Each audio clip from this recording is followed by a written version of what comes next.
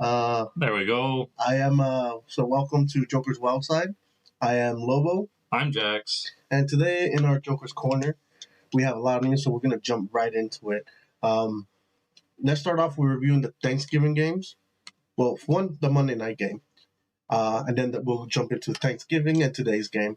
Monday night, Eagles hold on to beat the Chiefs in a pretty close fight on Monday night. What you think about the game, man? I definitely thought the Chiefs were going to win, so I was very happy when the Eagles won over. Me too.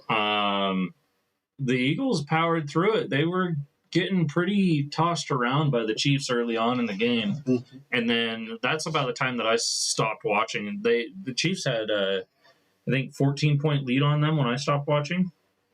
Yeah, it was at halftime. It was 17-6 or something like that. Yeah, or 2-3. But Eagles come back. They get a big win in Kansas City, no less. Oh yeah. So congratulations to them. It was a big win. Now let's go to yesterday's game, Thanksgiving. For those that didn't show up for Monday, a little late, but happy Thanksgiving regardless. There was 3 games.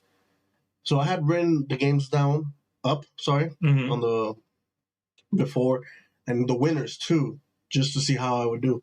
I lost 1 game. Nice. The first game, Lions lose to Green Bay, which we were both shocked at. Yeah, big time.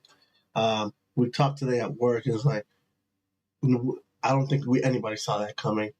Whoever bet on Green Bay winning, just overall, probably made a killing. Oh yeah, they just cashed out. Yeah, definitely. But Lions were coming back towards the end. They just fell short. The last few games they've started off slow, very very slow. They need to figure that out to become one of the top teams. They're starting to show some cracks in their armor for sure. Not liking this. I'm liking really the improvement on the line. So this is a little upsetting, but especially to Green Bay. Green Bay has been doing terrible this year for the most part. The last 2 games, including this one, they've shown they got a little bit of fight in them still. So can they continue that the rest of the year? We'll see. Don't know their full schedule. I think, let's see if I could check it out real quick. I think they have a bye this week. Yeah, they do. So we won't see them this week. But regardless, they probably have a tough schedule going forward. Cowboys get a huge win. They destroyed Washington. As we talked about. Yeah, as we thought. It was like demolition, really. It was 45-15 or something like that. They completely destroyed them. What's there to say? Cowboys beat teams that suck. And then the last one, 49ers get a big win over Seattle as they completely dominate them pretty much. Yeah, which we thought that they were going to stomp all over them. That's why I put 49ers high up on my list on Monday. As did I. The only thing that was worrying me was Seattle every now and then have a good offensive day. They did not, and the 49ers continued to be back at the 49ers of the beginning of the year. And then today, Miami destroyed the Jets. Let's see if I could bring up the score real quick. I thought it was going to be a close game. I thought so too, but because specifically the Jets defense, but it looks like the Jets defense is giving up on it. It was 34-13. It was a complete slobber knocker. Nothing more to say there. Yeah. Yeah. So it was 45-10 the Cowboys, 29-22 the Lions lose, 49ers beat 31-13 to Seattle. It was a big destructive day.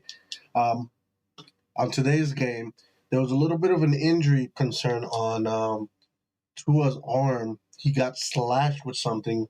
You could see it in camera. Oh. He had a gash on his arm. It was like deep. You could see like stitches.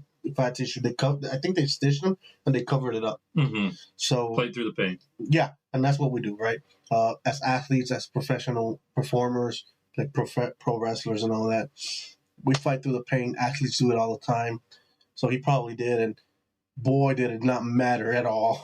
Imagine if he didn't have that injury. Oh yeah, no, might have been a bigger blowout. I'm just worried for if any serious damage was done with a wound being open for so long, etc. Granted, they probably cleaned it, and if they did quick stitch and all that, then he's going to be mostly fine. But if that opened up and it started tearing more, it's going to be terrible for him. He probably have to rest a couple ways. Does he next week? Do he have anybody? Nope, they have a bye week as well. So this is a good time, perfect time. He could recover, as far as I could tell. No, this is this weekend. Never mind. We'll see next week. But he has a long week. He has an extra day or two. So he should recover fine. This game, unfortunately, puts a little damper on the Jets' hopes of Aaron Rodgers coming back. He tore his Achilles in 4 plays into the season, and he's been recovering amazing. He's already starting to run on this. Nice. Yeah, I don't think it's full weight run. I think he's like a harness that lifts him a little bit. But still, that's very impressive considering this usually takes a year or so to recover from this injury. And he's only a few months in and already looking a lot better. But we'll see. The Jets have to pull off some wins here if they want to have him back for the end of the year. If not, I don't think Aaron Rodgers should play, heal himself correctly, and see you next year. Come back 100%. Agreed. No reason to come back in early and then just ruin something right off the bat. Yeah. And then on Tuesday, right after we did our corner on Monday, first thing in the morning, the Steelers fire their offensive coordinator, Matt Canada, after 3rd year of worst offense in the league. Steelers have been doing pretty bad offensively. Yeah, I mean, they can't move the ball. They can't do any, I don't know, it's just bad. Their yardage have been the worst in the NFL. Their points. So don't know what was going on with Matt Canada or whatever, but something had to give. We talked about on Monday how when they interviewed the running back, he's like, I don't want to talk about it. Remember that? Talk about me. So there was obviously some discontent in the offense, specifically Matt Canada, and they pulled the trigger and let him go on Tuesday morning. So Steelers are following a play from the Raiders handbook right now. I mean, yes, for this year, yes. The only thing is this has never really happened in the Steelers' history besides right in the beginning of their history. One of their coaches fired himself because he was a part owner as well. So this is unheard of, really, from Steelers. They usually write it out with their coaches, so this must have been that they're really, really, really bad. So hopefully they do better this week. I don't know if they're playing this week, but yes, Steelers are playing this week. They Bengals. play the Bengals. Ooh. Good luck. Yeah. Also, in other news, the Colts have waived or released their 4-time All-Pro linebacker Leonard. A few years ago he was in the running for the MVP, and as a defensive player, it is nearly impossible to win or get close. And he was up there, so don't know. I think he was an injury that's been nagging him for years, and he finally came back, and he was not being a big part of the plan for their defensive plays. So he wasn't getting enough playing time to get really going. So the Colts waived him. He's probably going to get picked up quickly. He's a very good player. Raiders, just saying. Raiders. I mean, anybody that gets let go that's really good. I'm like Raiders. Of course. Yeah, I mean, Raiders will grab anybody. I mean, not really, but they need to improve somehow. Their defense is great right now, so I'm not too worried about that. Well, not great, decent. It's decent. Keeps them in fights, but their offense is struggling, so they might need to do something there. Speaking of offenses, Tom Brady. In an interview this week, he said that a lot of the offenses in the NFL they're in mediocrity. In other words, they suck. You need to get better at what you're doing. Yeah, and I cannot blame him. I think this is one of the worst years. This year has been defense heavy. I mean, look at what the Jets did against the Bills first game. Exactly. The Jets against who was it? One of their games after that, they kept them almost to nothing. The 49ers, what they do when they're hot. The Cowboys have one of their players has 5 or 6 pick sixes to the house. I think that's a new record for the NFL. It's just crazy. The defensive teams are been what's carrying, and there hasn't been enough pressure on offensive teams. Yeah. Push. Exactly. And like we said, the teams that were looking to be good offensive, like the Bills, the Raiders with their weapons, they have fallen short of that. San Francisco is the only one that's got like a real powerhouse right now. Yeah. Even the Eagles, who are 8 or 9-1. Mm-hmm. They're 9-1. 9-1. Their offense is decent to a little bit above decent. It's just there's not a lot of great offenses out there. And as much as I don't like to, I agree with Tom Brady right here. Something needs to be done. They need to improve immediately because this is one of the worst years offensive production wise in like 5-10 years. It's sad to see. Now, Broncos safety Kareen Jackson banned for 4 games for the dirty hit on quarterback Dobbs. I did not watch this game because I thought the Broncos were going to get mollywopped. Boy, was I wrong. They came up and won for sure, but I think he was running out of bounds and he got hit after the fact he was out. So he's out for 4 games. A little bit of drama. Yeah. I need to really watch this play to see what my opinion is on it. But I also think there's a lot of extra finding, extra suspension that really shouldn't be in the game.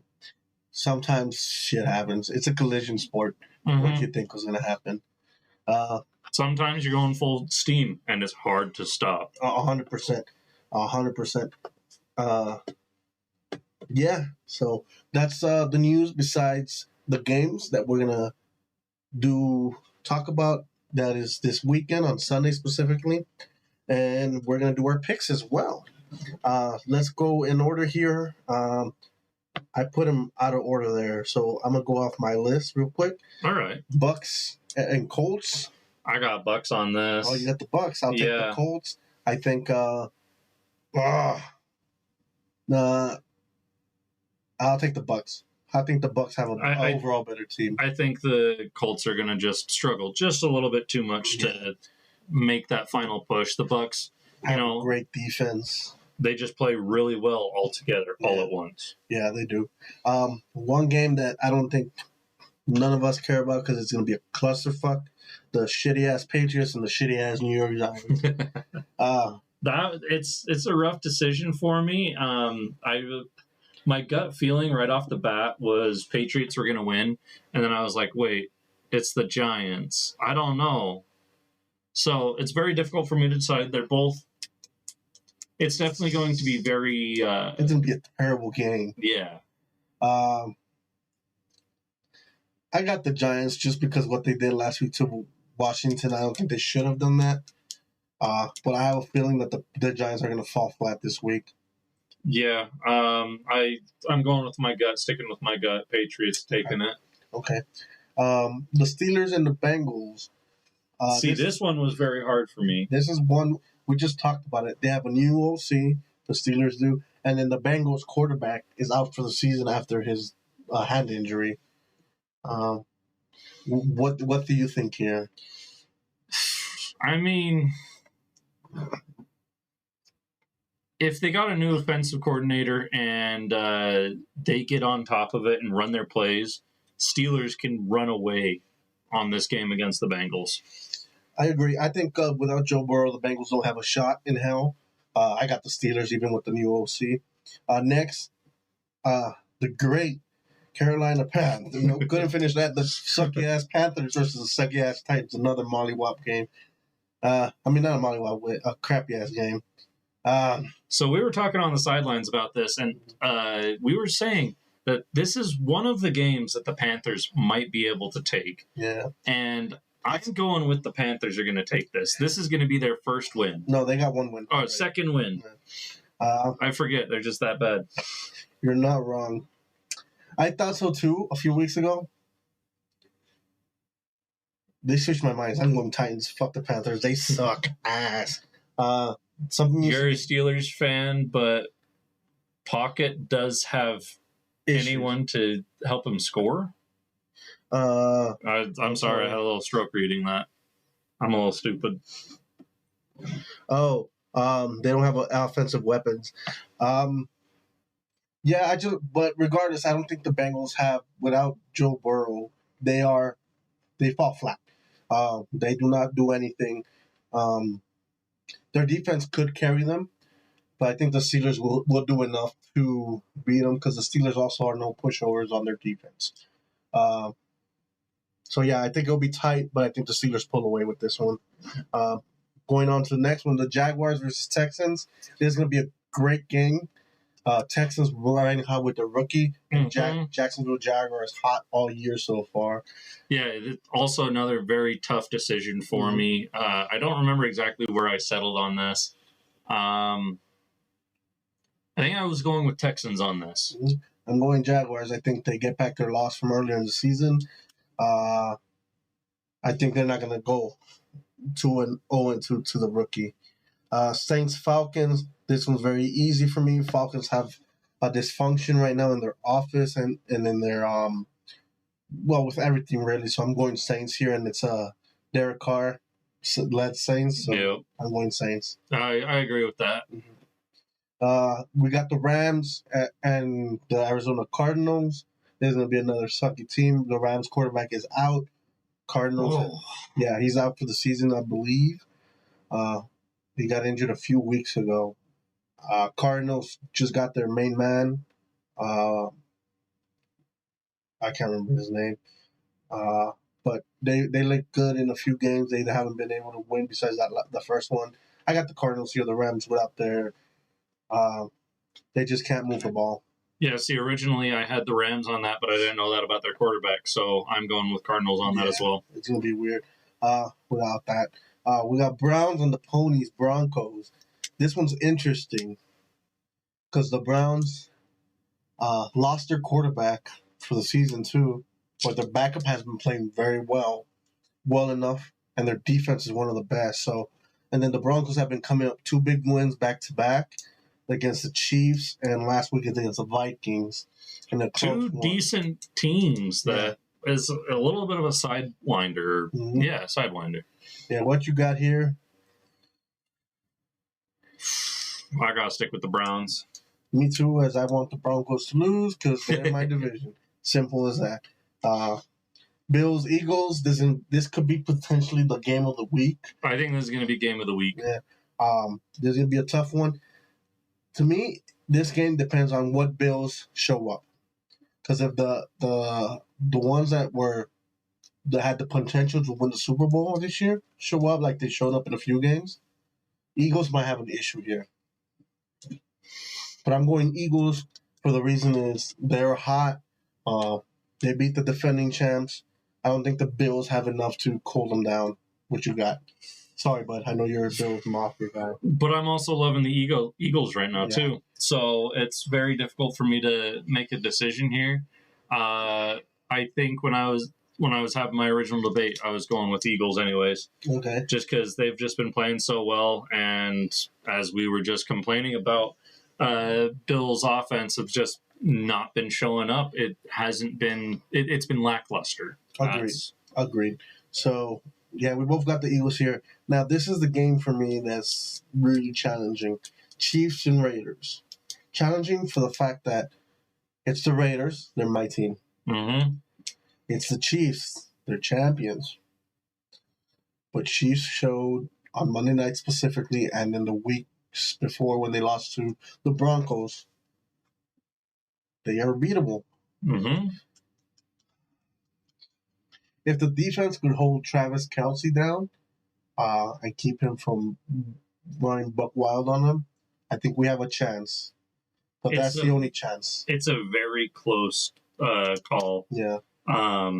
It would be a miracle if the Raiders won. Where is this at? Let me see where the game is at. At Vegas, I got the Raiders. That was a little easier for me now. Sorry, something happened here. We got the Chargers and Ravens. This one's very easy for me as there is very, very little that really the Chargers have shown the last few weeks. So I got the Ravens hands down here. Mm-hmm. What you got? Same thing, man. Same thing. All right, let's go Ravens. And then for our Monday night game, our last game of the week, we got the Bears, sucky ass Bears. Sorry, Dylan. Versus the Vikings, who are middle of the road. The Vikings have been smacking down some decent teams, though. They have, but the Bears have also shown up in random ass games, like with the Raiders. They mollywopped us. Mm-hmm. They completely destroyed us. Against, I don't remember what other team was. They showed up. This is gonna be Minnesota.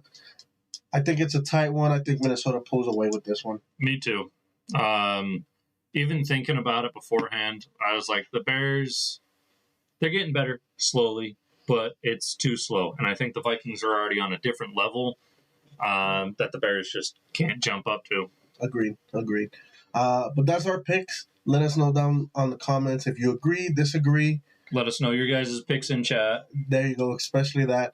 We're going to be moving swiftly along to pro wrestling news. We got quite a bit of it.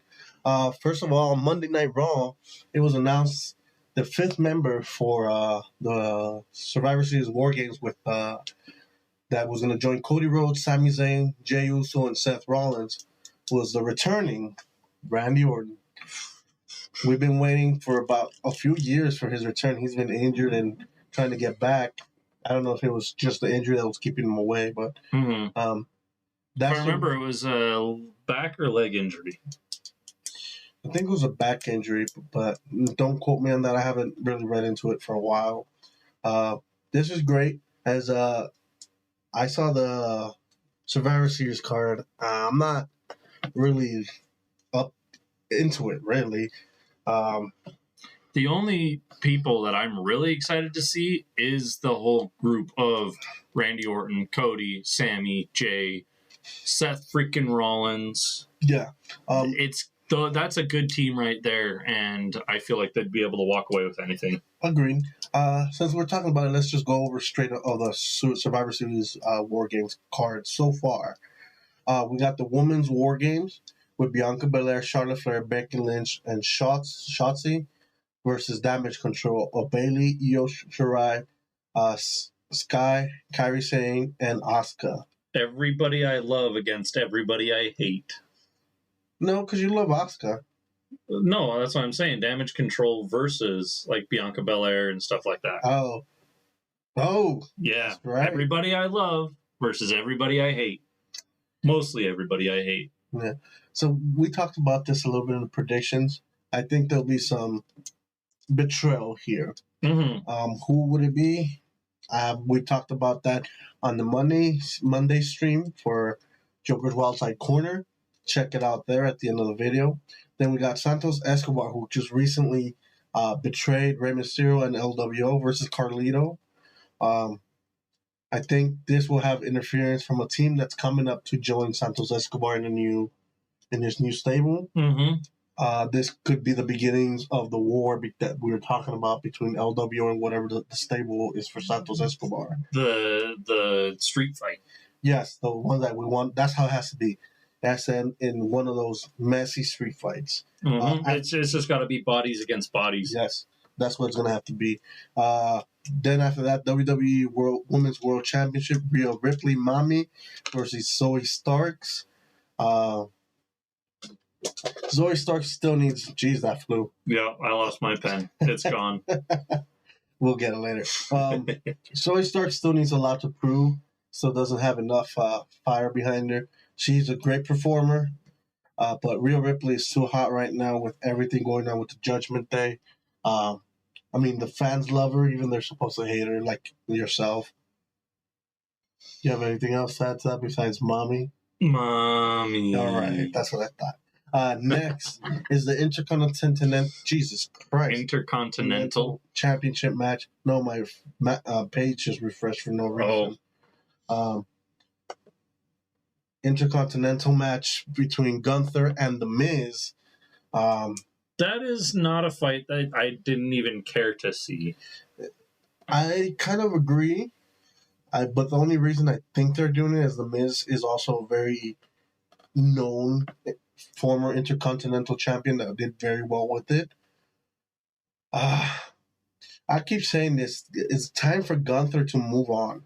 Yeah. He needs to be put in the main event, go against Roman Reigns.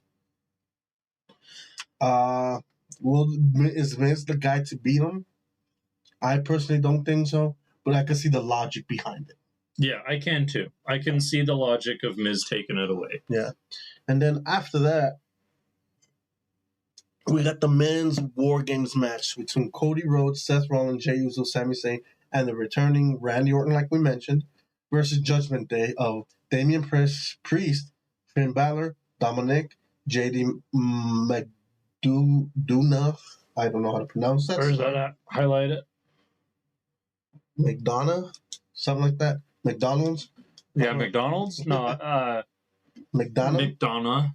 Something like that. Yeah, I think the AGH McDonough. I don't know. And then Drew McIntyre. We will mention more about Drew McIntyre here in a bit. But this is a very interesting match. Probably one of the only ones for the reason Randy Orton's coming back. That's just a big name splash on it. Mm-hmm. That's what's going to sell the tickets. Yeah. So we were going to do, I was considering doing a live stream for it. Unfortunately, we will be... Interrupts with time schedules. Yeah, our schedule is a little off for it. So we would have to... We'll do a review of it on Monday. Probably an extended review. Yep. But that's the Survivor Series card. Other news in AEW, Juice Robinson is written off AEW TV as he has a legit back injury. Apparently, he's going into surgery. Good luck on that. I know how those are. Yeah, I mean, yeah, you do. It's sad because he's a great performer. You love Juice. I love his erotic energy. It's very crazy. So it's sad to see him go for a bit, but go get better, man. Speaking of injury, apparently MJF may have injured his hip during the main event title match in AEW Full Gear versus Switchblade Jay White. As we saw on Dynamite, he came out walking with the cane and limping pretty heavily. Oh, yeah. Yeah, I mean, he looked badass with that cane, let's be honest. Oh, no, he was doing the whole, almost pimp walk, but I need to support myself. Yeah. It sucks, and it sucks more because he's a double title holder. He has the ROH Tag Team titles and the World Heavyweight title. I think his run is getting close to the end of it. He's going to lose it all. Soon. Yeah. He is... what's it called? Hinted at having a match with Samoa Joe here in their next pay-per-view. Will that happen? Depends on the injury. What was so funny? Me going, ma. Oh, mommy. I just saw him laughing there. So we'll see. But if he's really working double duties here with these titles, so if he continues at that rate, he might have to forfeit the title or lose it sooner than expected. But regardless, now on the other side of the injury, AEW star Thunder Rosa is set to return soon after a year or so out with the back injury. She's been going hard in wrestling for many years. So it's looked like this is, I think, a wear and tear kind of injury. I may be wrong. But she's been out for a while. It's good to hear that she might be back. She's a great performer. Nice. I'll be excited to see some clips. Maybe we'll do some reaction reviews on some of her fights. Yeah, get her jump started before she gets back in. There's some very bloody ones that you might like. Oh, nice. Then, sorry, a little brain fart. AEW had their tournament announced a few weeks ago, and they finally started this week at Dynamite, their Continental Classic tournament. That they're doing it. Jeez, you're being blown up. It's D&D. Oh, okay. The group. Yeah. So this tournament is the same style as the G1 Climax, the one I told you in New Japan Pro Wrestling, where it's a round robin tournament where each wrestler fights each of the other wrestlers. They get 3 points if they win. 0 points if they lose. Obviously, I think they get 1 if they tie. If the time runs out, it's time limit. There's 2 leagues. Well, thank you for subscription, your boy Tenderloin 69. Nice. For subscription? Yeah, follow. Nice. Let us know in the comments if you like any of our content, what you want us to try, what you want us to talk about. But like I said, they have 2 leagues. They got the Blue League and the Gold League, and the winners of each league will fight each other in a future titles. Actually, it's 3 titles on the line for this one. Let me see if I can bring them up. The performers that are gonna be in it on the what is this one? So right now they got Brian Danielson, Andrade El Idolo. I still can't say that name. El Idolo in the gold one. Brody King, Claudio Castagnoli, Eddie Kingston, Daniel Garcia, John Moxley, Swerve Strickland, which we'll talk more about him later. Rush, Mark Briscoe, Jay Lethal, and Jay White on that one. On the Blue League, oh no, those are all of them. They're just separated them after that. There was a few matches this week. I think it was yes, here we go. There was a handful of matches, especially the ones that you sent a clip to me for. Yes, I know John Moxley beat Mark Briscoe. So John has 3 points there. No, that match was crazy. It was just pin after pin after pin after pin. Yeah, it was good. Rush, I think, lost to Jay White. And Swerve Strickland beat Jay Lethal. I think those are the winners specifically. And then on Collision, which I think is tomorrow, we'll have a few matches from the Blue League on there. Do not know how it's going to turn out. But what do you think about the tournament? So, other combatants in it, who do you think could take it? I'm gonna have to pick through the list real finely. Mm-hmm. But there's how many contenders? There are 12, if I saw correctly. 12. And it's over a 28-day period, just like G1 Climax? I think so. I mean, 12 is a bit small because G1 Climax was 28 contenders for, or like 30 contenders for 28 days. They didn't say the days. I think it's going to be more spread out on this one. So okay. Yeah, because the G1 is intense. But there is, in the top of my head, there's a few front runners for this. Obviously, Daniel Bryan. I got Eddie Kingston in there because he put up 2 of his titles up for grabs on that. Winner take all. John Moxley, obviously. Swerve Strickland, who had a great match with Adam Page here. And Jay White. All of them are top runners for me. Oh, yeah. Those are very nice picks off the bat so far. Maybe we'll be surprised, too. Maybe we'll see somebody rise from nowhere. Right. The only other one I see maybe them pushing is Claudio Castagnoli. And maybe Mark Briscoe. But we will see. It's barely beginning, so we'll keep you posted on that. With more news on AEW, Christian Cage had a segment this week he had a rechristening of 2 of his stablemates, or as he calls them, sons. Oh, yeah. Jeez. Luchasaurus and Nick Wayne. Yeah, they were switched. Luchasaurus was switched to Kill Switch, as he supposedly needs a stronger name. I agree kind of with that. Luchasaurus sounds like a stuffed animal. You're not wrong. And then Nick Wayne got switched to the Prodigy, if I remember correctly. The Prodigy Nick Wayne. Yeah. The full name is those 4 words. Yeah. Putting a lot of pressure on this youngster.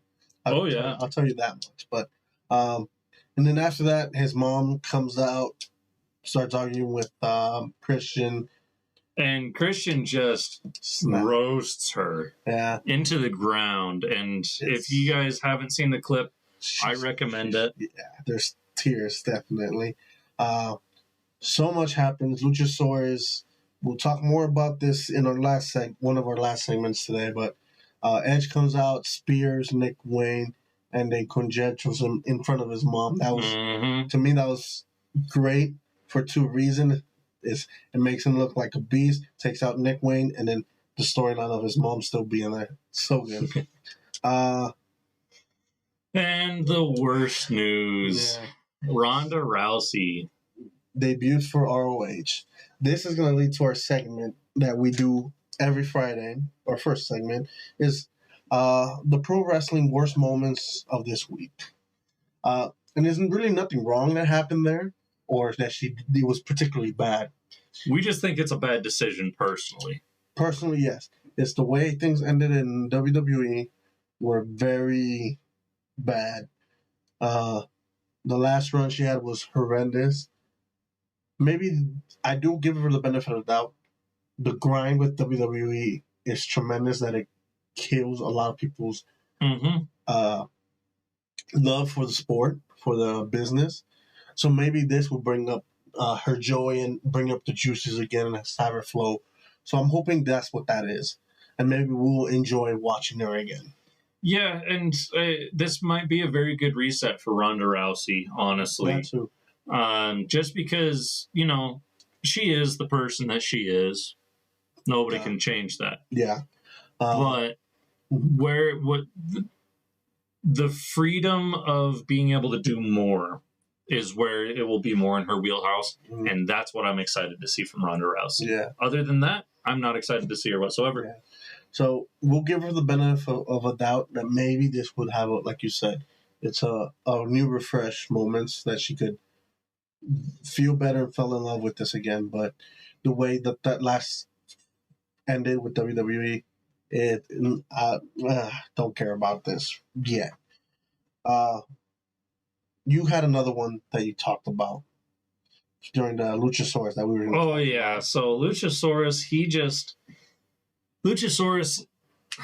sorry, Kill Switch. No, that's Luchasaurus. It's Luchasaurus. He was still Luchasaurus in that moment. Until we see him again, he's Kill Switch. Yeah. Luchasaurus, he was commanded to take a knee.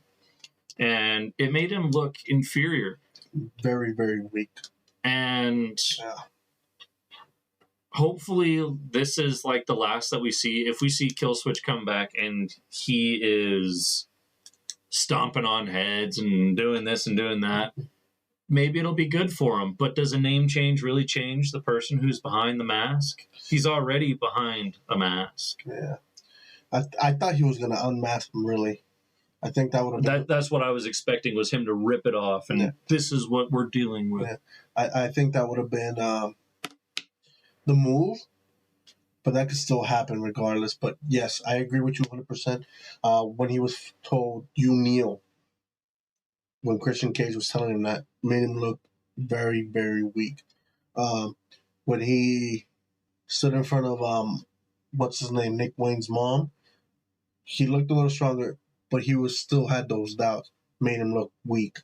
So that part of the segment was something I did not enjoy, but it's really to build up Christian as a dick. Mm-hmm. No, it definitely paints him as that. Yeah. And the crazy thing is the mom almost got concertoed. Yeah. Yeah. So we'll see what happens, but I have a feeling I'll save this for Monday, but I do have a feeling about where this is going. Let me write it down before I forget. Yes, right. Yeah. Sorry, guys. Bear with us. But unless you have anything else for... Okay. I do have one more. All right. It's about the Young Bucks. They've been a bit on a losing streak. Well, not really a losing streak. They lost a few matches here. You were talking a little bit about how there's been a lot more higher tensions between the Young Bucks. Yeah, it's just at the end of the matches, they've been throwing tantrums. Excuse me, like little kids. I'm not a big fan of that, but I understand that it looks like they're switching. They're hitting the heel part. They're turning heel, as they say. It's just there might have been better ways to do it. Throwing tantrums is kind of a kid way to do it, but we will see how that goes. But other than that, that was all I have, unless you have other bad segments of the week. I do not have anything else. Bad segments for the week. We still got our top 6 wrestlers. Yes, we still have our top 6. That's what I was pulling my phone out for, man. I forgot. So now that we had our worst moments, let's talk about good moments, good wrestlers of the week. The top 6 wrestlers of the week. Let's start off with 6, 5, and 4. What do you got? 6, 5, and 4. I have Adam Page, Swerve Strickland. So Adam Page is 6, Swerve Strickland is 5. Nice. I just absolutely loved their match. It was bloody. It was everything that I expect to see. It is probably one of my favorite matches to go and watch now. Nice. So it's probably something that I will watch regularly. I would like to do a full watch along review of that. Okay. I feel like that would be really fun to do. Yes, definitely. We'll write it up on the board for sure. And then number 4, I have Samoa Joe sneaking in there. Okay, that's a good one. So, like our top 6 and bottom 6 of the NFL, I'm throwing you a curve. Oh, you're going to be stacking on stacking. Yes. Although they will not be to the top part. Okay. At number 6, I have Drew McIntyre with his heel turn and with his explaining why he did what he did to Jay and why he's siding with the Judgment Day. Is what Jay did to him. He has not forgiven, and he will not forget. Dang. So it's pretty deep. Okay, It's good. At number 5, the rechristened champion, Toni Storm. I have her a little lower than my number 4 that I'll review here in a bit because she has been champion before, and I don't think she should have ever lost it, so that's why I have her number 5. At number 4 is Julia Hart, the new champion, the TNT or CBS. One of the other ones. I think it's TNT. TNT. No, that's the guy one. TBS. I think it was a TBS one. But Julia Hart winning her first title in a 3-way match, which is difficult. And all of them coming out looking pretty freaking strong. Oh, yeah. I think I have to put Julia Hart at number 4. Who do you got at your top 3? Top 3, I got Jay White. He's got a lot of potential. He's got a lot of move. Okay. He did lose against MJF. Yep. But he did come back strong so far. Yes, he did get a big win in the Continental Classic, so I do appreciate that pick. Number 2, I have Adam Copeland. Okay. Edge, formerly known. Oh, I just love everything he's been doing. He's basically reforming AEW. Yeah. And he's just making sure everybody is in line and understands what's at stake almost. Okay. And who is your number 1? Which I think I have an idea who it is. Oh, you know who it is. It's MJF. Yep. Oh. I mean, everything he's been doing is great. I love his speeches. Mm-hmm. And, he's just been great. He's been doing awesome fights. Mm-hmm. MJF is just hard to beat for me right now. Can't argue there. Well, I mean, Adam Copeland's a close second, but... Gotcha. All right, so at number 3, this is where I start throwing those curves at you. At number 3 is a tie of Kenny Omega and Chris Jericho. It is a tag team. So I would count that as a 1, yeah. They had a big match last week on Dynamite, and then on their pay-per-view, they beat the Young Bucks for a title match. Will they win those titles? I think they will. At number 2, I have a duo again. They're not a tag team, but what MJF and Samoa Joe have been doing together has been great. I put them together because right now they're kind of hand in hand with what they're doing.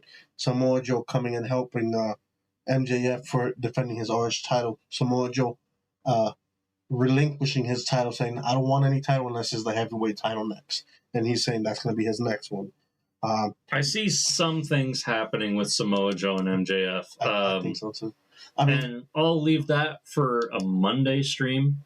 Oh, for your predictions? Yeah, just because I kind of see what might be happening. And if you listen to Samoa Joe's words in his confrontation with MJF, this Dynamite, he says some very specific words that I focused on. Okay. We'll talk off screen on that because I want to see your opinion on that. But yeah, they're both doing great. Like I was going to mention that promo. It was very, very good. He's saying, MJF, after first negating his champion, saying, nah, suck it, pretty much, or blow me, sorry. Yeah. I've thought about a very adult and responsible response to this. Yeah. And, blow me. And, and then later on, saying, okay, we'll do one tonight. Samoa Joe says, no, I want you at your best. And from now on, I got your back till that night, till you're at your best. So that sounds like he's ready for business and to throw down. So both of them have been feeding off each other very, very good. Their matches have been great. And at number one, it's both the combatants from the Texas Death Match. It was, as you said, it was beautiful. It was gory and beautiful at the same time. It was disturbing and an art in live theater. Swerve Strickland and Adam Page. I don't know what else to say that you haven't said and that I haven't said. That match, even though it's getting a lot of criticism for one spot specifically of the drinking the blood and spitting it out. Yeah. It was. It was what it was supposed to be. A death match, which is bloody and cringy at moments and hard to look away, hard to stay looking at it. It was all of that and more. So to me, they both deserve to be in the top one. Like I said, I throw 3 swerves at the end. Oh, yeah. So that's my number one, technically, wrestlers. They're tied for it. Let us know in the comments what you think. If you agree or disagree, give us your own list. But other than that, do you have anything you want to say before we sign off? Yeah, I actually do. Go for it. So I ended up watching Blue Beetle. Oh, finally. Night. Yeah. And I was actually pleasantly surprised, and it is in my top 25 favorite movies. Okay. All right. I'll put it in the top 25. All right. So we'll do a review on this then, because I don't think we've done it yet. No, we haven't done. Well, you gave a short review during Monday or Friday stream. Okay. Without giving away a lot. Okay. So then we'll do a full review coming soon. We'll get it on the board as well to get your also opinion so we could really talk about it. But let us know also in the comments anything else that you want us to review, react, or even live stream any event that you want us to see. But other than that, remember to be grateful for what you got. Be grateful for the problems you don't got. It could always be worse. There's a lot of places out in the world that are horrendous to be around. We all seen it. I talked about it before. I'm not going to mention much more about it. But T's and P's to all them. Hope this passes by because this is a horrendous situation. But like I said, be grateful. Whatever we say, take it as a grain of salt. As we are 2 jokers, 2 doofuses who like to talk about wrestling, pro wrestling, sports, nerd stuff, hunting, hopefully here soon. So don't take anything we say seriously or more than our opinions. And if you don't like what we gotta say, hit the road. We could do without it. But other than that, I've been Lobo. I've been Jax. And this was Joker's Wildside Corner. See ya.